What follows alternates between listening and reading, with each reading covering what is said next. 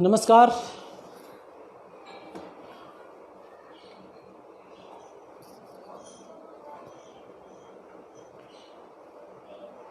कैसे हैं आप लोग? मैं अमित आज़ाद आप सभी का हार्दिक अभिनंदन करता हूं। प्रभाश्री फाउंडेशन से बहन प्रियंका जी और मौसी जी का हार्दिक अभिनंदन करता हूं, प्रणाम करता हूं। सभी श्रोताओं का, दर्शकों का अभिनंदन करता हूं, प्रणाम करता हूं। और जैसा कि आज प्रभाश्री फाउंडेशन से मुझे अवसर दिया गया कि आज मैं लाइव आऊं और बहन प्रियंका जी ने मुझे ये अवसर प्रदान किया, इसके लिए मैं आभारी हूं उनका। आज ये सौभाग्य की बात है कि हम आप लोगों के बीच उपस्थित हैं। इस पेज के द्वारा कुछ रचनाएं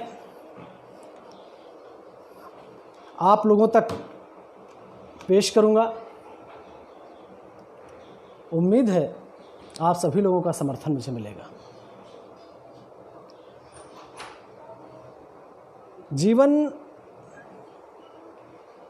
हमेशा इंसान को एक मंच प्रदान करता है। वो मंच चाहे जीवन का हो या रंगमंच हो या काव्य मंच हो, आप उस मंच पर अपना अपना किरदार किस तरीके से निभाते हैं, ये उस व्यक्ति पर डिपेंड करता है।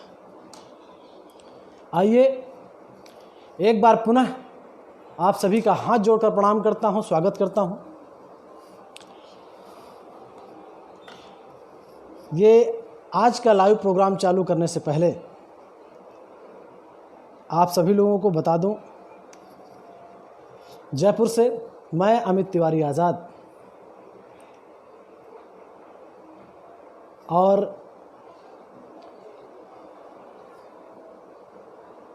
बहन प्रियंका जी ने मुझे इस प्रभाश्री फाउंडेशन में जोड़ा और आज का अवसर दिया कि मैं अपनी कविताओं, अपनी रचनाओं से आप लोगों तक कुछ प्रस्तुत करूं। लाइव प्रोग्राम है, इसलिए मैं आपको बता दूं कि आज इस प्रोग्राम के द्वारा मैं आपको वीर रस भी सुनाऊंगा, श्रृंगार रस भी सुनाऊंगा, वात्सल्य भी सुनाऊंगा। जो बन पड़ेगा आप सभी के सामने अपनी रचनाओं को प्रस्तुत करूंगा। सर्वप्रथम माँ सरस्वती को प्रणाम करता हूं, मंच को प्रणाम करता हूं, सभी दर्शकों, सभी श्रोताओं को प्रणाम करता हूं और माँ सरस्वती की इस छोटी सी वंदना से अपने काव्य पथ को आगे बढ़ाता हूं। तो प्रस्तुत है मेरा माँ सरस्वती को ये वंदना मेरी। जयति जय जय माँ सरस्वती, जयति जय जय माँ सरस्वती, जयति हंस विराजिनी, जयति जय जय माँ सरस्वती, जयति हंस विराजिनी। जगत का कल्याण कर माँ, जगत का कल्याण कर माँ, तू है विघ्न विनाशिनी। जयति जय जय माँ सरस्वती, जयति हंस विराजिनी। कविता जी, आपको आवाज़ आ रही है? सभी श्रोताओं से निवेदन है, अगर आपकी आवाज़ मुझे या मेरी आवाज़ आप तक पहुंच रही हो तो कृपया कंफर्म करें। कि कमल आसन त्याग दे माँ, कमल आसन त्याग दे, भव दिव्य भाव मनोरमा, ज्ञान की गंगा बहा दे ज्ञान की, गंगा बहा दे, जयति जय भवतारिणी, जयति जय जय मां सरस्वती, जयति हंस विराजिनी। धवल वस्त्र प्रकाश पुंजित, धवल वस्त्र प्रकाश पुंजित, जलज पुष्प सुगंधित, छेड़ दे स्वर तार वीणा, छेड़ दे स्वर तार वीणा, झनक झन झनकारिणी, जयति जय जय मां सरस्वती, जयति हंस विराजिनी। बहुत बहुत धन्यवाद, आभार आप सभी लोगों का।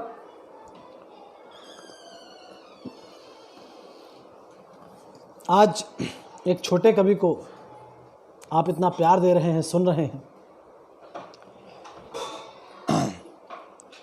उम्मीद है मेरी रचनाओं, जो मेरी रचनाएं हैं वो आपके हृदय तल तक पहुंचेंगी, मेरे शब्द पहुंचेंगे। अगली पंक्ति, आज एक छोटी सी घटना हुई। हमारे बीकानेर के पास जाते हुए एक मेजर, एक कर्नल आर्मी के, एक गाय को बचाने की वजह से उनकी गाड़ी का एक्सीडेंट हो गया और दोनों वीर गति को प्राप्त हुए, इसलिए क्योंकि उनके शरीर में वर्दी थी। मैं नमन करता हूं हमारे देश के उन तमाम सैनिकों को, तमाम सिपाहियों को जो आज हमारी रक्षा के लिए सीमाओं पर डटे हुए हैं, क्योंकि सच ये है कि अगर वो रक्षक ना हो तो हमारा कोई वजूद नहीं है। मौसी जी, आपको प्रणाम करता हूं, आप भी उपस्थित हैं, मेरा प्रणाम स्वीकार करें। ये मेरा अगला गीत उन शहीदों के लिए है जो अपनी जान देकर हम देशवासियों को सुरक्षा प्रदान करते हैं। प्रस्तुत है पंक्तियां। है नमन मेरा तुम्हारे शौर्य को, बलिदान को। एक सिपाही, एक सैनिक जब देश की सीमा पर लड़ते हुए शहीद होता है तो उसकी शहादत के पीछे, उसकी बहादुरी के पीछे देश के तमाम जनता का, माँ का, पिता का, बहन का, पत्नी का, दोस्तों का हाथ होता है। उसे एक सैनिक बनाने में, एक सिपाही बनाने में, उसका प्रोत्साहन करने में। है नमन मेरा तुम्हारे शौर्य को, बलिदान को। है नमन मेरा तुम्हारे शौर्य को, बलिदान को। देश के प्यारे सपूतों, है नमन तुमको हमारा। है नमन मेरा तुम्हारे शौर्य को, बलिदान को।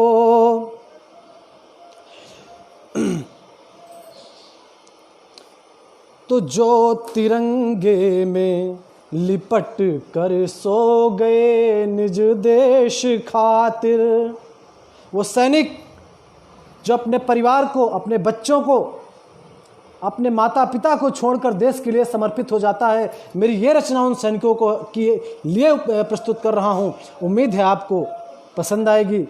सैनिकों के साथ जुड़ने, उनके परिवार वालों के साथ जुड़ने की कोशिश करें। मैं पंक्तियाँ प्रस्तुत कर रहा हूँ कि जो तिरंगे में लिपट कर सो गए निज देश खातिर, उन शहीदों के लिए सत सत नमन बंदन हमारा। है नमन मेरा तुम्हारे शौर्य को, बलिदान को। कहते हैं सैनिक जब सीमा पर जाता है, उस सैनिक के साथ उसकी माँ की दुआएं होती हैं, पिता का आशीर्वाद होता है। तो जब सैनिक शहीद होता है कृष्णा जी बहुत बहुत धन्यवाद आपका उत्साह बढ़ाने के लिए। मौसी जी आपको भी बहुत बहुत प्रणाम। जब एक सैनिक शहीद होता है तो कौन कौन लोग कुर्बानी देते हैं उसके साथ? कि माँ की ममता को नमन जिसने तुम्हें अमृत पिलाया। उस माँ की ममता को नमन करिए कि माँ की ममता को नमन जिसने तुम्हें अमृत पिलाया। माँ की ममता तो हमेशा है, पर उस पिता के लिए भी सोचिए जो अपनी भावनाओं को व्यक्त नहीं कर पाता। माँ की ममता को नमन जिसने तुम्हें अमृत पिलाया, और उस पिता को है नमन जो चाह कर भी रो न पाया। उस पिता को भी नमन करते हैं हम यहाँ पर, जो पार्थिव शरीर पुत्र का पड़ा हुआ है और वो अपने आंखों से आंसू भी नहीं बहा सकता, क्योंकि वो बहादुर सैनिक का पिता है। कि उस पिता को है नमन जो चाह कर भी रो न पाया। है नमन मेरा तुम्हारे शौर्य को, बलिदान को, कि माँ की ममता को नमन जिसने तुम्हें अमृत पिलाया। उस पिता को है नमन जो चाह कर भी रो न पाया। और बहन के बलिदान को भी आप नहीं नकार सकते कि उस पिता को है नमन जो चाह कर भी रो न पाया। और श्रेष्ठ है वो बहन जिसने, श्रेष्ठ है वो बहन जिसने भाल काटी का संवारा। है नमन तुमको तुम्हारे शौर्य को, बलिदान को। अगली पंक्तियां समर्पित है मेरी उस वीरांगना के लिए, सैनिक की उस वीरांगना पत्नी के लिए, कि है नमन वीरांगना को देश हित जिसने न टोका। आप घर से बाहर जाएं, एक आम इंसान को उसकी पत्नी बोलती है, कहाँ जा रहे हो जी? एक सैनिक जब सीमा पर जाता है तो पत्नी गर्व से अपने पति को भेजती है कि देश के काम जा रहा है, देश के लिए लड़ने के लिए जा रहा है मेरा सुहाग, मेरा पति। उस पत्नी के लिए भी ये पंक्तियां हैं कि है नमन वीरांगना को देश हित जिसने न टोका। और एक 5 साल की, 2 साल की, 10 साल की बेटी, उसके लिए भी पंक्तियां हैं कि लाडली ने गर्व से शैलाब आँखों में ही रोका। जब एक बच्ची अपने पिता की शहादत पर नहीं रो रही है, उस बहादुर बच्ची को भी नमन, वो अपने आंसुओं को अपने आंखों में ही रोक लेती है। उसको भी नमन कि है नमन वीरांगना को देश हित जिसने न टोका। लाडली ने गर्व से शैलाब आँखों में ही रोका। और पुत्र नम आँखों से देता, पुत्र नम आँखों से कांधे का तुम्हें देता सहारा। है नमन मेरा तुम्हारे शौर्य को, बलिदान को। है नमन मेरा तुम्हारे शौर्य को, बलिदान को। अब मैं उस मिट्टी को नमन करता हूँ जिस गांव में खेलकर वो सैनिक सीमा तक जाता है, जिस गांव में उसने बचपन बिताया, जिस गांव के लोगों के साथ, उन दोस्तों के साथ उसने बचपन बिताया। और एक बात यहाँ पर, एक सैनिक को लोग मेजर, कर्नल, लेफ्टिनेंट के नाम से बुलाते हैं, लेकिन उसके दोस्त, उसके घर वाले हमेशा उसे नाम से बुलाते हैं। अगली पंक्तियां हैं कि हर गली को नाज है जिसने बड़ा करके संवारा।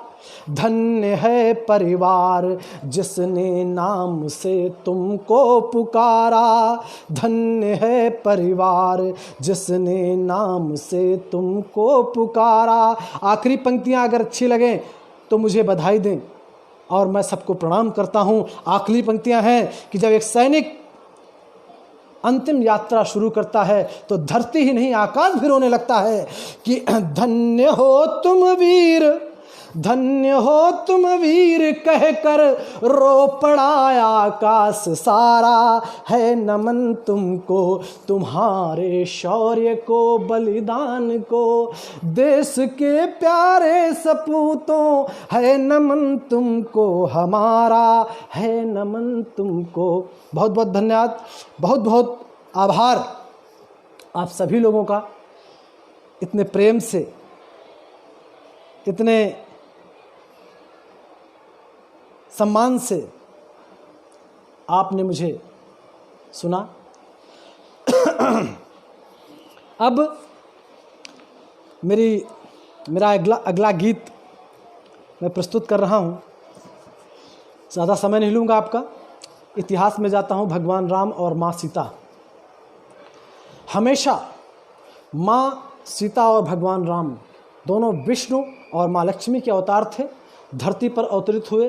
भगवान राम ने कहते हैं इतिहास में 14,000 वर्ष तक राज किया, पर मगर भगवान राम के साथ जो माँ सीता ने त्याग किया, उस त्याग को किसी ने नहीं देखा।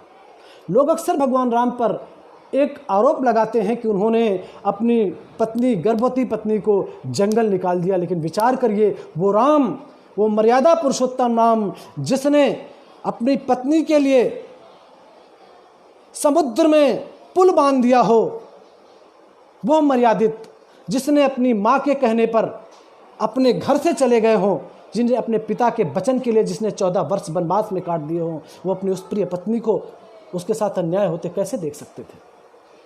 अगली पंक्तियां हैं प्रस्तुत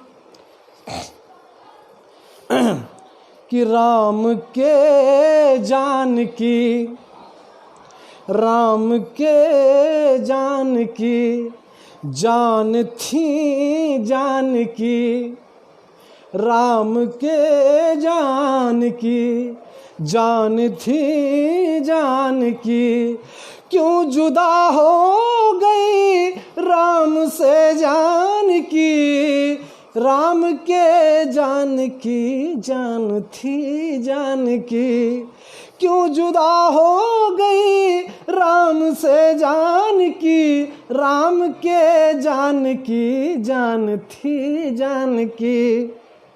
तो जिस्म दो थे मगर प्राण वो एक थे, जिस्म दो थे मगर प्राण वो एक थे, धर्म और कर्म की साधना एक थे, आन दशरथ के आंगन की वो जानकी, आन दशरथ के आंगन की वो जानकी, क्यों जुदा हो गई राम से जानकी, क्यों जुदा हो गई राम से जानकी।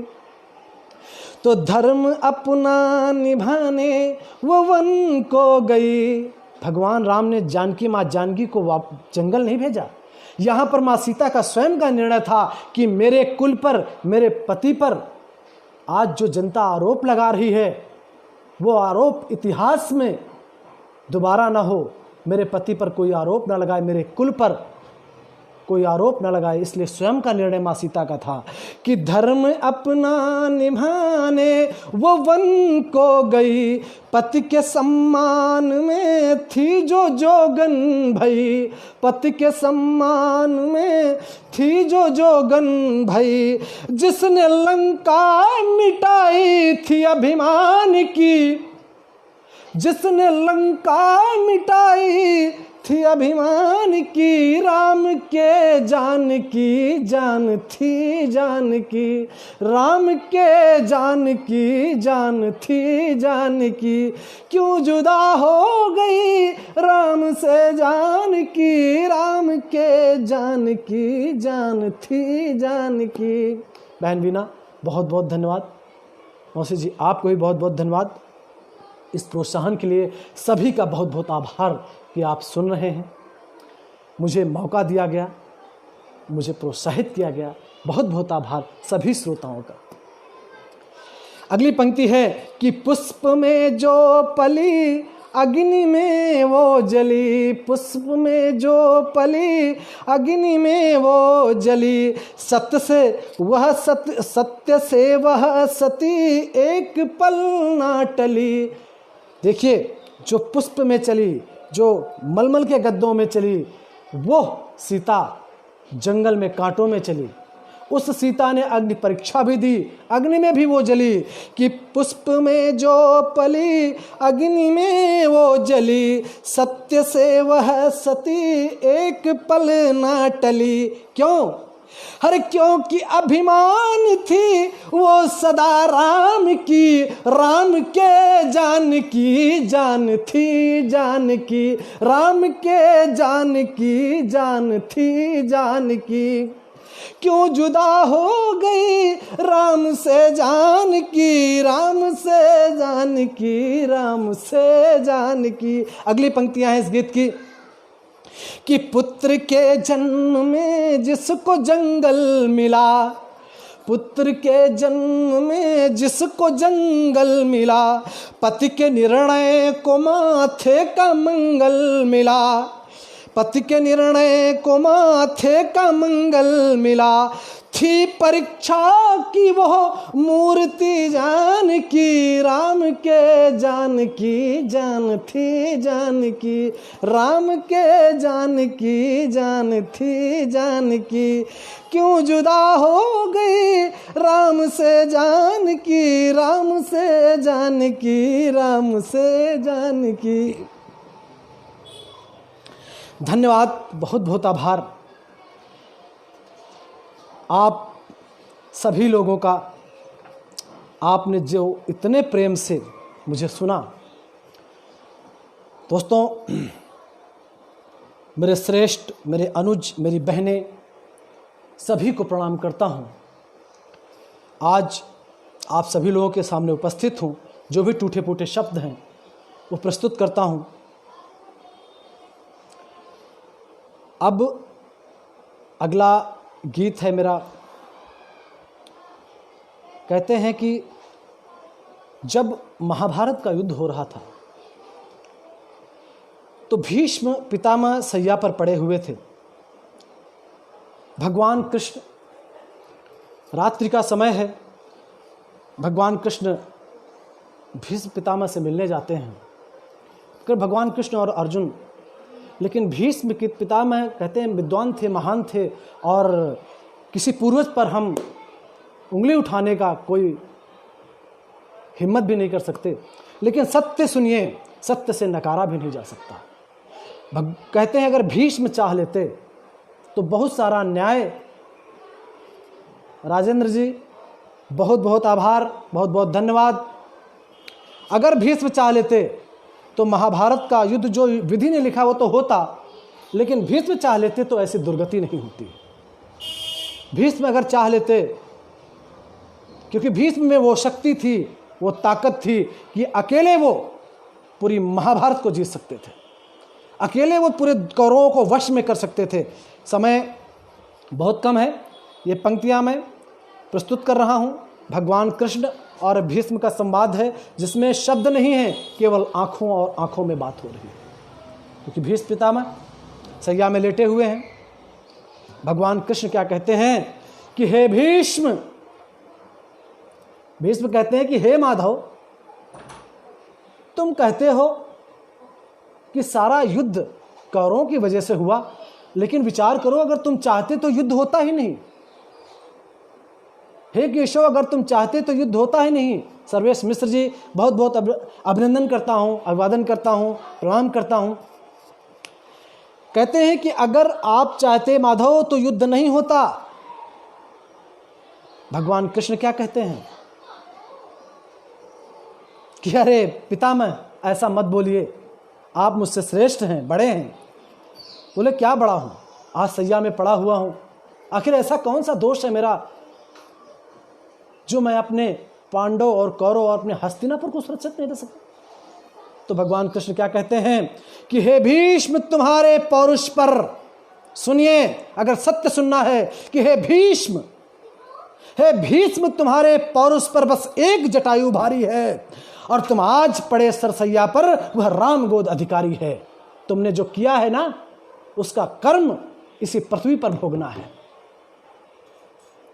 क्यों कहा गया ऐसा, उसके आगे मैं आपको बताता हूं कि हे भीष्म, वो नीच गिद्ध पक्षीराज जब उसकी मृत्यु हुई तो भगवान राम की गोद में हुई, और आप इतने विद्वान, इतने महान, आज जब आपकी मृत्यु होगी तो बाणों की सैया में होगी। इसका जिम्मेदार कौन है? कर्मण्येवाधिकारस्ते मा फलेषु कदाचनम। जो कर्म जैसा करेगा उसका फल भी वैसा ही मिलेगा, और इसके जिम्मेदार आप स्वयं हैं। हे भीष्म, तुम्हारे पौरुष पर बस एक जटायु भारी है, तुम आज पड़े सरसैया पर, वह राम गोद अधिकारी है। क्यों? कि हे भीष्म, बस एक प्रतिज्ञा के खातिर सारा सामर्थ्य भुला बैठे। आपने अपने पिता को प्रतिज्ञा दे दी, एक पिता के लिए आपने अपना राज्य, अपना देश, सब कुछ त्याग दिया, जबकि देश से बड़ा कुछ नहीं होता। बस एक प्रतिज्ञा के खातिर सारा सामर्थ्य भुला बैठे, आंखों के सम्मुख भाई से भाई का मान लुटा बैठे। अगर एक बार आप धनुष उठा लेते तो मजाल नहीं थी दुर्योधन और शकुनी की कि तुम्हारे सामने तुम्हारे अपने पांडवों को, तुम्हारे अपनी पुत्रवधू को इतना अपमानित करते। बस एक प्रतिज्ञा के खातिर सारा सामर्थ्य भुला बैठे, आंखों के सम्मुख भाई से भाई का मान लुटा बैठे। और सीता की, सुनो भीष्म, कि सीता की लाज बचाने को, सीता की लाज बचाने को वो गिद्ध असुर पर भारी है।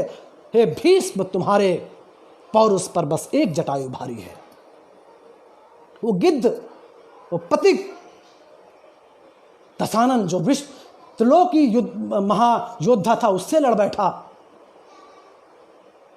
और आप एक प्रतिज्ञा से बंधे रह गए। भाई साहब, छोटे लाल जी को बहुत बहुत नमन प्रणाम। माना तुम कुशल धुरंधर थे, माना तुम कुशल धनुर्धर थे, पर कुल का अंत बचा न सके। इच्छा की मृत्यु लिए घूमे, क्यों घर की आग बुझा न सके। माना तुम कुशल, ऐसे धनुर्धर का क्या मतलब है जो अपने घर, अपने परिवार, अपने बच्चों को न बचा सका, अपना देश न बचा सका। कि माना तुम कुशल धनुर्धर थे, पर कुल का अंत बचा न सके। इच्छा की मृत्यु लिए घूमे, पर घर की आग बुझा न सके। निज हट के खातिर सभा बीच, एक प्रतिज्ञा की हट थी कि निज हट के खातिर सभा बीच स्वीकार कर लिया लाचारी। हे भीष्म, तुम्हारे पौरुष पर बस एक जटायु है भारी। काशी की कन्या को तुमने तो औरतों का सम्मान करना भी नहीं सीखा। काशी की कन्या को छोड़ा द्रौपदी लाज से मुंह मोड़ा। काशी की कन्या को छोड़ा द्रौपदी लाज से मुंह मोड़ा। एक सिंहासन के चाकर बन खुद धर्म ध्वजा का पथ छोड़ा। एक सिंहासन के नौकर बन गए पूरे जीवन भर।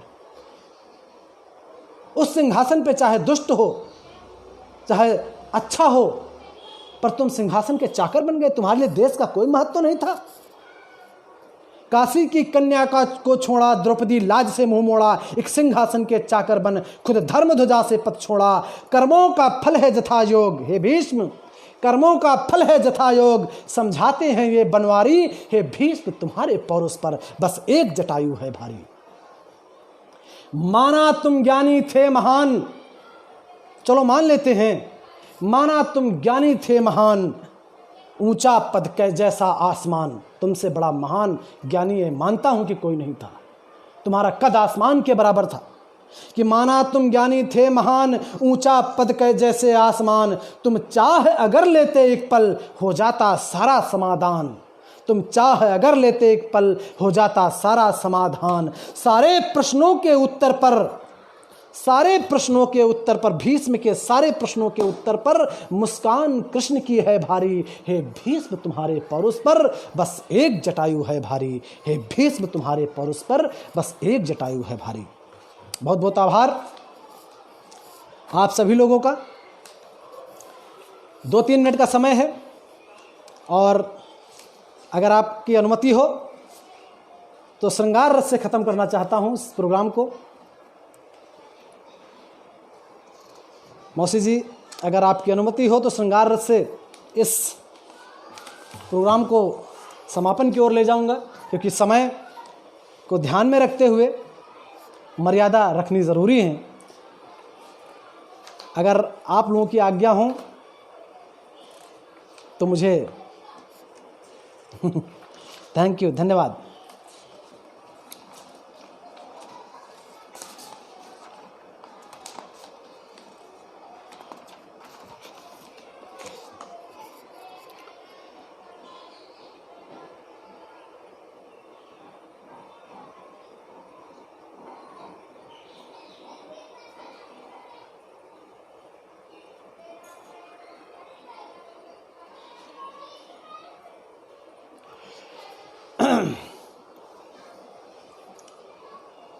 क्या पता इश्क में, क्या पता इश्क में क्या से क्या हो गए, क्या पता इश्क में क्या से क्या हो गए, जाने मन आपसे दिल लगाने के बाद, क्या पता इश्क में क्या से क्या हो गए, जाने मन आपसे दिल लगाने के बाद, सारी दुनिया से पल में जुदा हो गए, सारी दुनिया से पल में जुदा हो गए, आपकी बाजुओं में समाने के बाद, क्या पता इश्क में क्या से क्या हो गए, जाने मन आपसे दिल लगाने के बाद। अपनी महफिल में हमको बुला लीजिए, अपने पहलू में हमको बिठा लीजिए, अपनी महफिल में हमको बुला लीजिए, अपने पहलू में हमको बिठा लीजिए, खिल गए दिल मोहब्बत के एहसास से, खिल गए दिल मोहब्बत के एहसास से, इस तरह आपके मुस्कुराने के बाद, क्या पता इश्क में क्या से क्या हो गए, जाने मन आपसे दिल लगाने के बाद। अगली पंक्तियां हैं कि इस तरह हमको तुम ना जलाया करो, दर्द दिल की दवा बन के आया करो, इस तरह हमको तुम ना जलाया करो, दर्द दिल की दवा बन के आया करो, माना होंगे तुम्हारे हजारों सनम, माना होंगे तुम्हारे हजारों सनम, मेरा तुम ही हो सब कुछ ज़माने के बाद, क्या करूं आप क्या पता इश्क में क्या से क्या हो गए, जाने मन आपसे दिल लगाने के बाद, तो क्या करूं दिल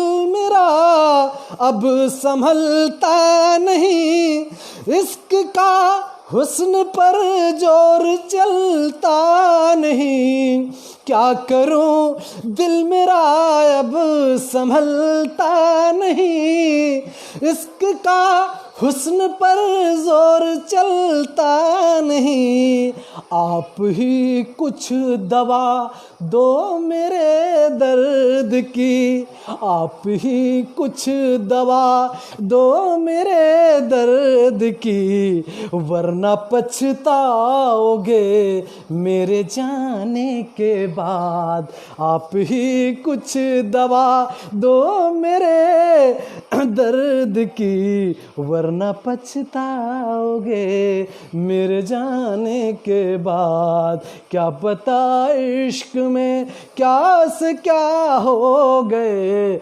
जाने मन आपसे दिल लगाने के बाद।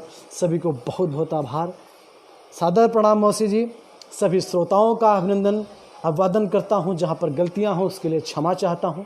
आधा घंटे का समय था मेरे पास में, जो मैंने आपको जो टूटा फूटा मुझसे हो सका आप लोगों तक प्रस्तुत की।